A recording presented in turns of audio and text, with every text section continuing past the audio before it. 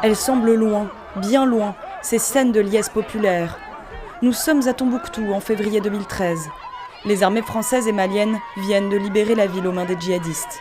Je viens sans doute de vivre la journée la plus importante de ma vie politique.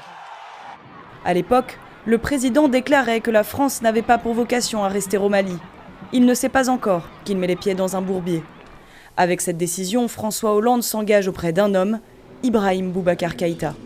Il soit su et connu que l'on peut également, au sud du Sahara, gérer de manière convenable les affaires publiques.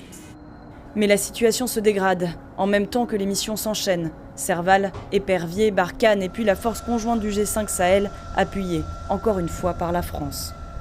Sur le terrain, pourtant, les conflits communautaires augmentent, les exactions et attentats contre la population civile se multiplient.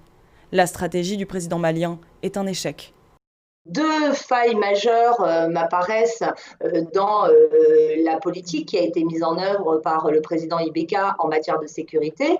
Tout d'abord, son échec à avoir empêché les détournements massifs des budgets de la défense. Et d'autre part, le deuxième point, c'est l'échec de sa stratégie ayant consisté à s'allier soit avec certains groupes rebelles, soit avec des milices communautarisées ou des groupes d'autodéfense pour combattre l'insécurité et pour combattre certains groupes terroristes.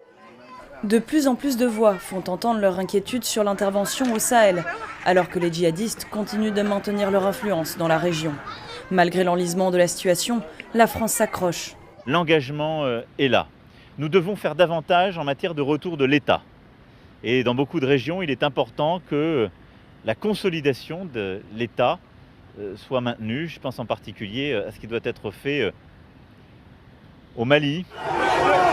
Une phrase aux allures prophétiques au lendemain de la démission forcée d'Ibrahim Boubacar Keïta. Privée de l'un de ses principaux alliés, la France va devoir composer avec de nouveaux acteurs dans un pays et une région où le sentiment anti-français gagne toujours plus de terrain.